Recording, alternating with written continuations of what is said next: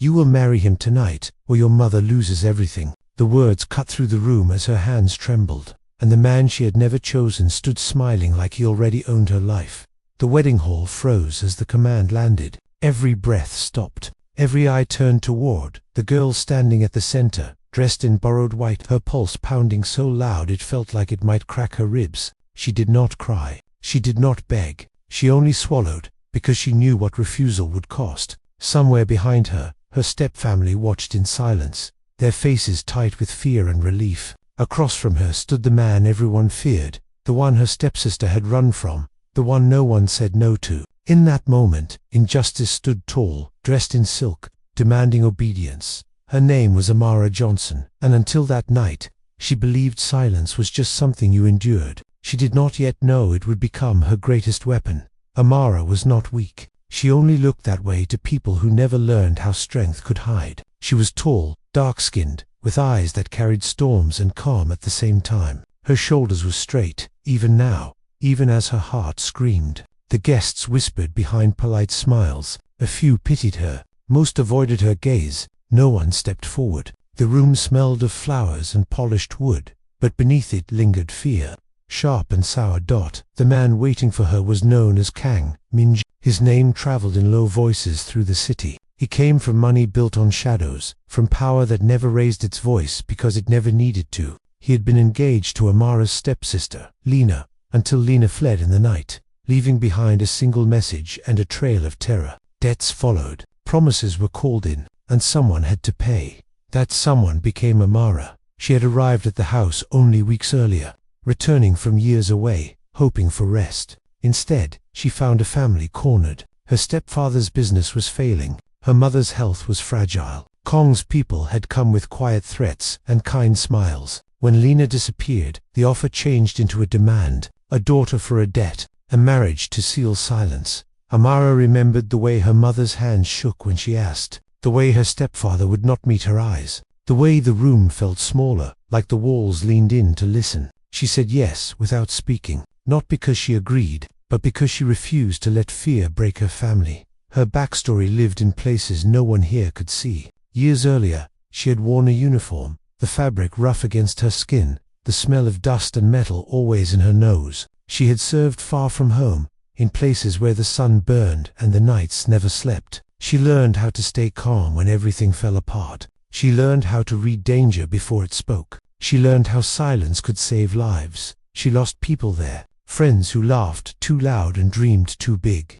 She still remembered their names, their faces, the way the air felt heavy after they were gone. She carried those losses quietly, folded deep inside her. When she came home, she did not talk about it. She worked, she helped, she healed in her own way. Standing in that wedding hall, she felt the same cold focus settle in her chest. Fear was present, but it did not control her. She studied Kong Minjae the way she once studied hostile ground. His posture, his smile, the emptiness behind his eyes. She knew men like him, men who mistook control for strength. The ceremony moved forward because no one stopped it. Words were spoken that felt hollow. Hands were joined. When Kong's fingers wrapped around hers, they were warm and firm, claiming. The crowd exhaled, relieved that the danger had passed. They did not see the resolve hardening behind Amara's calm face. After the wedding, life shifted into a cage lined with gold. Kong's home was vast and quiet, filled with art and rules. Staff moved like ghosts.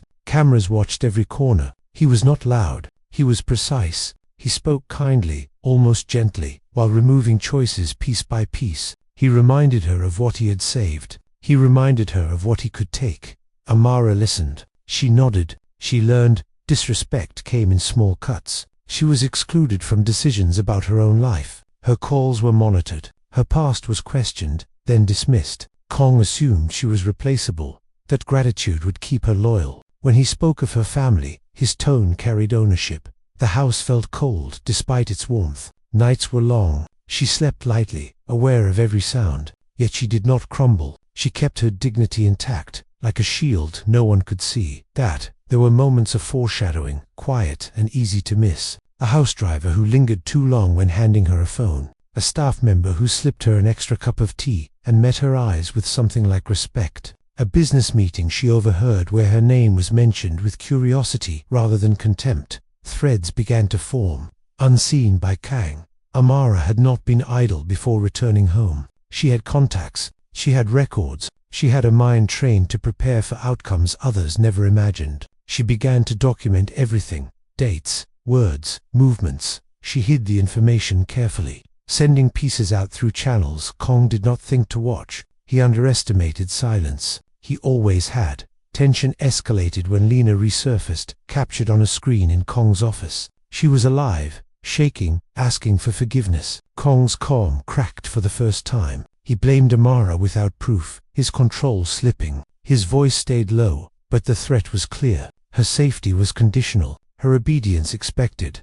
Amara stood still and met his gaze. Inside, her resolve locked into place. She thought of her fallen friends. She thought of her mother's fragile smile. She thought of all the times she had endured quietly so others could survive. There are battles you fight with force, and battles you win by waiting. The power shift came without warning. On a day meant to display Kong's influence, a public charity event filled with leaders and press, Amara walked beside him, dressed simply, her head held high. Kang believed the stage belonged to him. He did not see the crowd as witnesses. He did not hear the murmurs shift. Authorities arrived with calm precision, not rushed, not loud. Names were spoken, evidence presented, faces paled. Kong's network unraveled in real time, not through accusation but through fact. Accounts frozen, partners stepping back, staff standing straighter. Amara did not speak. She did not smile. She watched as the man who believed himself untouchable realized silence had turned against him. One by one, those who had avoided her gaze before now looked at her with awe. Her quiet endurance reframed itself as power. Kong's grip loosened. His control evaporated. He was escorted away, not in shameful chaos, but in stunned quiet. Iconic words spread through the room without being shouted. Strength does not need permission. Silence is not surrender. Honor survives even when trapped. In the days that followed, the truth expanded. Lena was found safe. Amara's family was protected. Public apologies came, stiff and late. The house emptied. The cameras turned off. The visual payoff arrived, not in fireworks, but in stillness. Amara standing outside for the first time, breathing free air. Neighbors watching with respect. Strangers nodding. Her mother holding her hand, crying without fear this time. Amara walked away from the life forced on her, carrying nothing but herself. She did not seek revenge. She chose peace. Her strength had spoken loudly enough.